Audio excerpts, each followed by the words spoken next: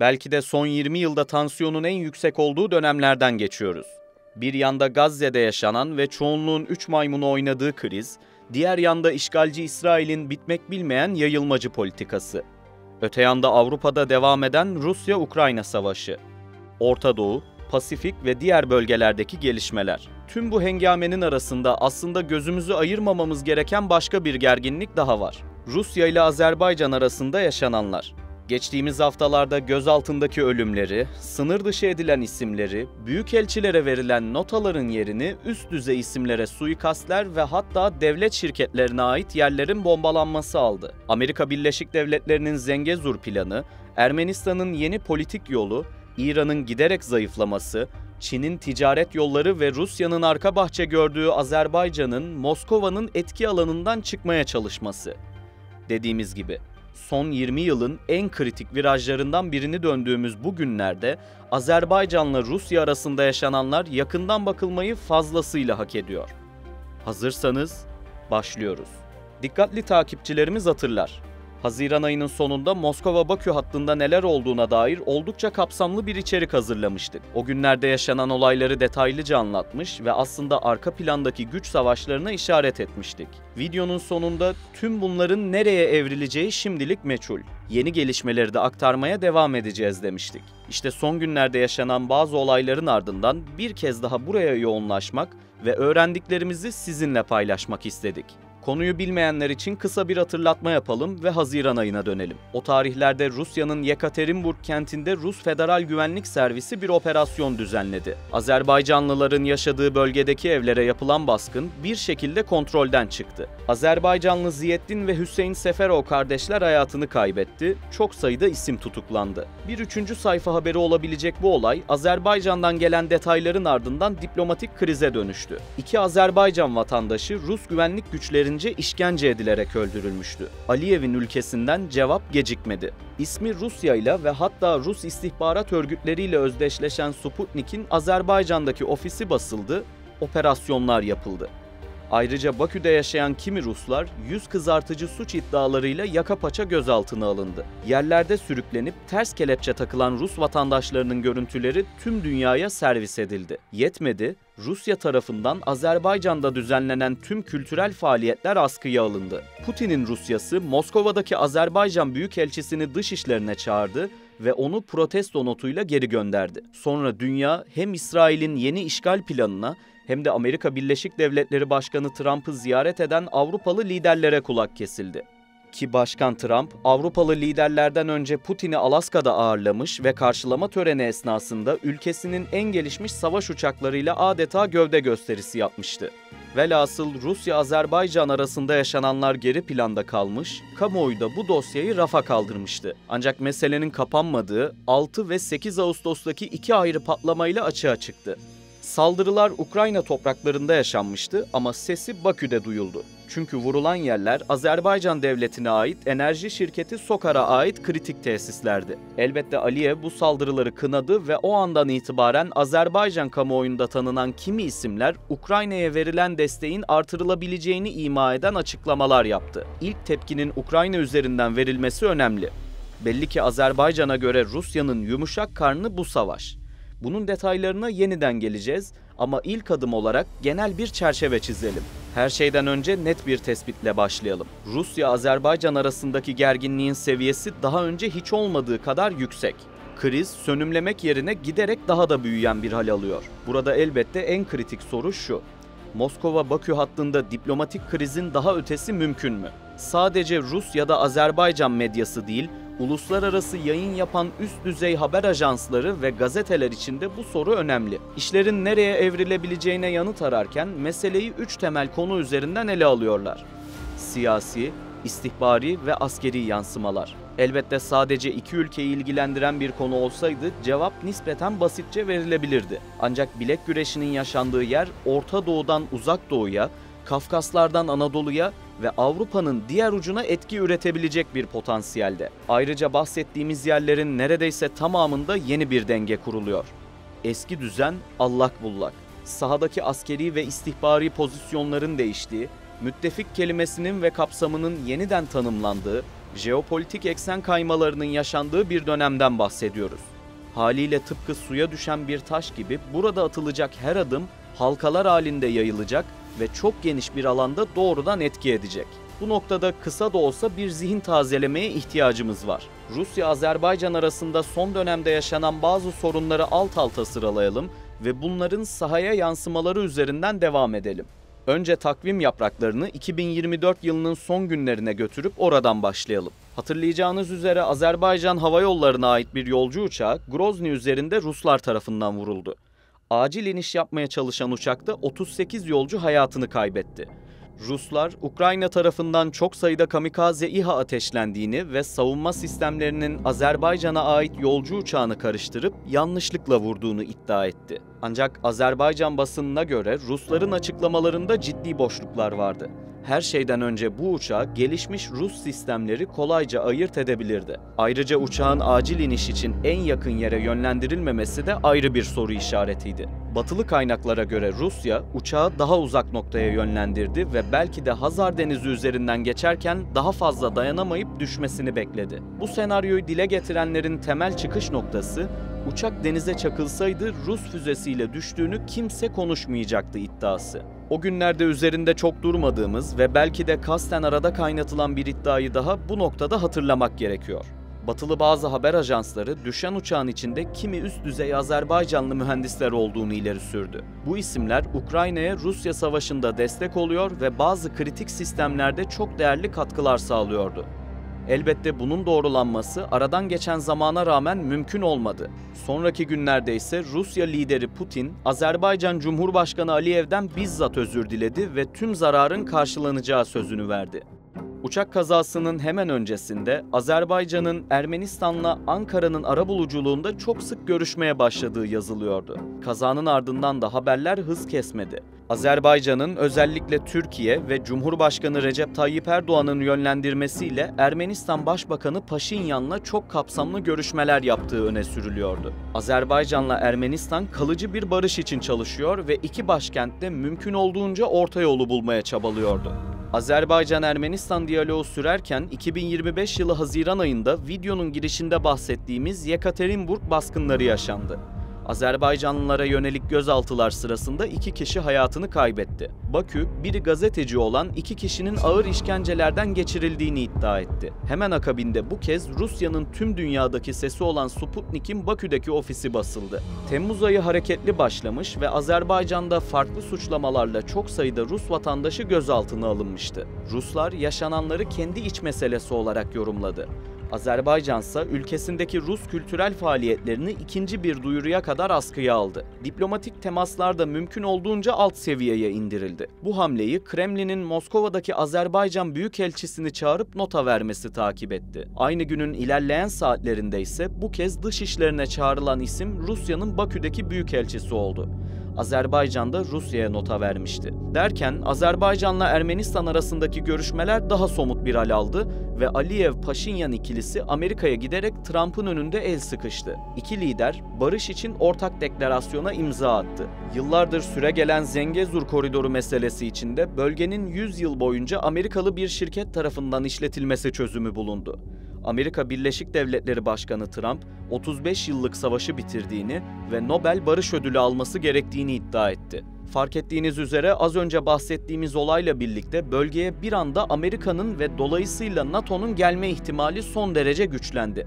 Amerikan kaynakları daha ilk günden Hazar Denizi kıyısında hava ve deniz üssü kurulabileceğine dair yayınlara başladı. Bu üsler Amerika'nın ve NATO'nun kullanımına açılacaktı. Böylece Batı bloğu son derece stratejik bir coğrafyaya konumlanma şansına kavuşurdu. Ki bu senaryo Rusya'nın bir anda denklem dışına itilmesi demekti ve Putin buna hazır değildi. Ayrıca yine Amerikan medyasına göre bölgedeki sorunlarını çözen bir Azerbaycan, Batı ile her geçen gün güçlenen diyaloğunu daha ileri taşıyabilirdi ve elbette masadaki en sıcak konu Ukrayna'ydı. Acaba Azerbaycan Rusya'ya karşı savaşında Ukrayna'ya daha somut yardımlar yapabilir miydi? Azerbaycan son derece zengin doğal kaynaklara da sahipti. Hem petrol hem de doğalgaz ülkede bir hayli vardı. Ayrıca bu kaynakların çıkarılması, işlenmesi ve hatta transfer edilebilmesi de gayet mümkündü. Uzun yıllardır bu alanda yatırım yapan Azerbaycan, Batı'ya gaz ve petrol aktarabilecek kabiliyete gelmişti. Elbette bu da Rusya için alarm zilleri demekti.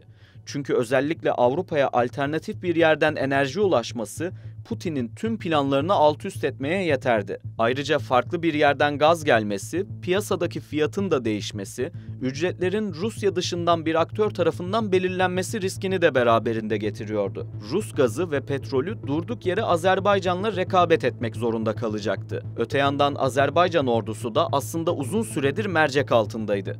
Son yıllarda çok fazla batılı sisteme sahip olmaları dikkatlerden kaçmadı. Ellerindeki Sovyet uçaklarına dahi Türkiye'nin desteğiyle batılı mühimmatları entegre etmeye başladılar. Özellikle İsrail'le geliştirdikleri stratejik işbirliği sayesinde son derece sofistike sistemlere sahip oldular. Ordudaki dönüşüm sadece kullanılan sistemler ve araç gereçle sınırlı kalmadı. Bağımsızlığın kazanıldığı ilk günden bu yana belki de ilk kez Rusya-Avrasya görüşlü kurmaylar yerine batıya daha sıcak bakan ve onlar gibi düşünen isimlerin önü açıldı. Ordudaki üst düzey atamalarda bu değişim net şekilde görülüyordu. Amerika'nın bölgeye gelmesi ve medyada dile getirilen Hazar Denizi kıyısındaki üsler meselesi bir yandan da İran-Rus deniz yoluna büyük bir darbe vurulması anlamına geliyordu. Ruslar Amerika tarafından çevrelendikleri hissine kapılırken belki de çok haksız sayılmazdı. Bahsettiğimiz gelişmeleri okurken haritayı açıp önünüze koyduğunuzda bu anlattıklarımızın tek bir şeye işaret ettiğini daha net anlıyorsunuz. Ruslar Kafkasya'nın güneyinden atılmak isteniyor. Artık hepimizin bildiği üzere Rusların bu gibi durumlardaki tepkileri ölümcül oluyor. Kimi zaman toptan saldırı düzenleniyor, kimi zaman birileri balkondan düşüyor, kimi zaman da içtiği çaydan zehirlenen hedef kişiler hayata gözlerini yumuyor. Günün sonunda Rusya bir şekilde ölümle kol kola hareket etme geleneğini sürdürüyor.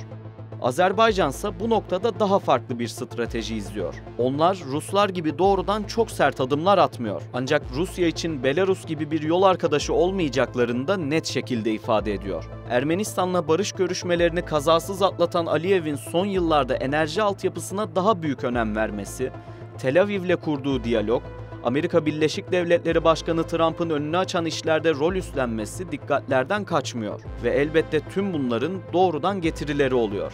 Azerbaycan'ın bu noktada Türkiye, Amerika Birleşik Devletleri ve İsrail'le daha derin bir ilişki ağı kurması Rusları öfkelendirmekle kalmıyor, onları bir şekilde hemen cezası kesilsin düşüncesine de itiyor. Ki videomuzun başında da bahsetmiştik. Son günlerde Rus medyasında Azerbaycan'a net bir yanıt verilmesi gerektiği konusu daha yüksek sesle konuşuluyor. Kimi stratejistler Ukrayna'ya yönelik operasyonun başka ülkelere de sıçrayacak şekilde genişleyebileceğini anlatıyor. Ve elbette burada Azerbaycan'ın kastedildiğini herkes anlıyor. Rus medyasında Azerbaycan'ın hamleleri anlatılırken NATO ile artan temaslar, Nahçıvan'a kurulmak istenen kara bağlantısı, İsrail'e verilen destek ve Avrupa Birliği ile imzalanan 20 yıllık doğalgaz arz güvenliği meseleleri öne çıkarılıyor. Rus halkına alttan alta NATO burnumuzun dibine geldi. Tarihimizin hiçbir döneminde bunu yaşamadık mesajı veriliyor. Sürecin psikolojik boyutu da bunun üzerine inşa ediliyor. Ruslar bir kez daha Amerika ve NATO korkusunu hissetmeye başlıyor. Geldiğimiz nokta itibariyle belki de Amerika, Rusya'nın uzun yıllardır ilmik ilmik dokuduğu Avrasya Entegrasyonu projesini çöpe attı. Bu noktada Kazakistan ve Ermenistan gibi ülkelerin nasıl bir tavır alacağı da merak konusu. Putin'in her iki ülkenin liderine ciddi baskı yaptığı ve Bakü'den uzak durmaları çağrısında bulunduğu biliniyor. Tepede yaşanan ve kısmen medyaya yansıyan bu olaylar aslında tsunami'nin kıyıya vuran ilk dalgaları. Çünkü geri planda son derece önemli ancak gündeme pek de gelmeyen gelişmeler de yaşanıyor. Ki burada istihbarat örgütleri başrolde.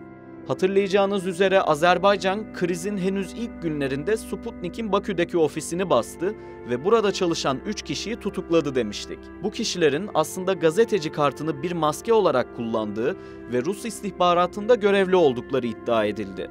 Ki Bakü'de yayın yapan kimi gazetelere göre gözaltına alınan gazeteciler Azerbaycan-Ermenistan sınır hattını geziyor ve oradaki birliklerin konumlarını detaylıca fotoğraflıyordu. Yine bazı internet sitelerinde yer alan iddialara göre gazeteci görünümlü 3 Rus ajanı özellikle etnik ve dini gerilimler amaçlayan işlere imza atıyordu. Amaçları ülke içinde azınlıkta yer alan kimi grupları provoke etmek ve Aliyev iktidarını zora düşürmekti. Burada önemli bir parantez açmamız şart. Liderler, Ordular ve istihbarat örgütleri üzerinden ilerleyen süreç öyle bir noktaya geldi ki son derece kritik görevlerde bulunmuş isimler de hedef olmaya başladı. Bu noktada yine kimsenin pek de dikkatini çekmeyen ancak geride bıraktığımız Haziran ayında gerçekleşen 2 şüpheli ölümden bahsedelim. Azerbaycan medyası geçtiğimiz haftalarda eski bir askeri istihbarat subayı olan 43 yaşındaki Rafik isimli kişinin suikast sonucu öldürüldüğünü iddia etti. Açık kaynaklara yansıyan bilgilere göre söz konusu isim Azerbaycan ordusunda özellikle elektronik harp başta olmak üzere farklı alanlarda kritik roller üstlendi. Kağıt üzerinde emekliydi. Ancak orduda danışmanlık yapmaya devam ediyordu. Vurulduğu yerde yapılan incelemelerde herhangi bir ize rastlanmadı. Bakü'ye yakın kaynaklar Wagner artığı bazı paralı ajanların bu tür suikastlere yoğunlaştığını öne sürdü. Peki Rusya neden başka bir ismi değil de Rafik M'yi hedef aldı? Cevap yine Azerbaycan medyasına düşen bilgi kırıntılarında gizli. Rafik M'nin özellikle Zengezur koridoru olarak bilinen bölgedeki son derece gizli ve stratejik askeri noktaların haritalanmasında görev aldığı ileri sürüldü. Rafik M imzalı son raporlardan birinin Rusya'nın bölgedeki etki hücreleri başlığını taşıması belki de tek başına pek çok şeyi anlatıyor. Şüpheli şekilde hayatını kaybeden diğer isimse 37 yaşında olduğunu bildiğimiz Leyla isimli bir araştırmacı. Azerbaycan kaynaklarında soyadı kullanılmadı.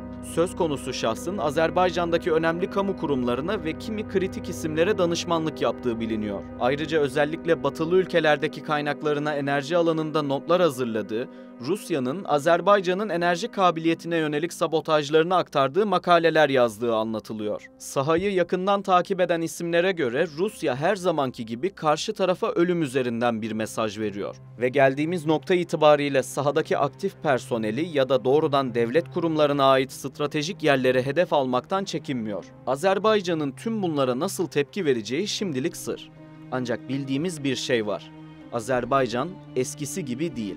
Sovyetlerden kalan ve her konuda önce Kremlin'e bakıp ona göre yol haritası belirleyen bir yönetim de yok artık. Değişen, dönüşen güç dengelerine ve ortaya çıkan yeni jeopolitik denkleme hızla ayak uyduran bir Bakü var. Bu da akıllara Azerbaycan'da en etkili gücün kim olacağı sorusunu beraberinde getiriyor. Çünkü Azerbaycan demek geldiğimiz noktada Türkiye, Rusya, Ermenistan, İsrail, Avrupa Birliği, Amerika Birleşik Devletleri ve NATO ile farklı dinamiklere sahip yeni ilişkiler demek. Rusya'dan geriye kalan güç boşluğuna şimdilik Amerika nüfuz edecek gibi görünüyor. Bu elbette sadece Moskova'yı değil, İran ve Çin başta olmak üzere tüm bölgeyi yakından ilgilendiriyor. Yakın gelecek için en olası senaryo Azerbaycan'ın Türkiye, Amerika, NATO ve İsrail ile iç içe son derece koordineli hareket etmesi. Ancak Rusların sağı solu belli olmuyor. Başkan Trump'la Alaska'da görüşen Putin'in Ukrayna Savaşı'nda nasıl bir adım atacağı net değil. Eğer oradaki düğümü çözebilirse belki de Azerbaycan denklemine daha fazla güç aktarması mümkün olabilir. Ve Rusya bir bölgeye güç aktarırsa orada muhakkak cin şişeden çıkar. Ardından da her şey bambaşka yere evrilebilir. Siz ne düşünüyorsunuz? Azerbaycan kendi başına hareket edebilecek, Türkiye, Amerika, NATO ve İsrail gibi güçlerle Batı temelli bir açılımla yeni bir süreç başlatabilecek mi? Yoksa günün sonunda tüm bu kazanımlarından vazgeçip belki zorla da olsa yine Rusya'nın arka bahçesi olarak kalmaya devam mı edecek? Aliyev de Putin de medya önünde mesaj vermeyi seven iki lider. Sizce bu bilek güreşini kim kazanacak? Yorumlarınızı merakla bekliyoruz. Yeni bir videoda görüşmek üzere. Şimdilik hoşça kalın.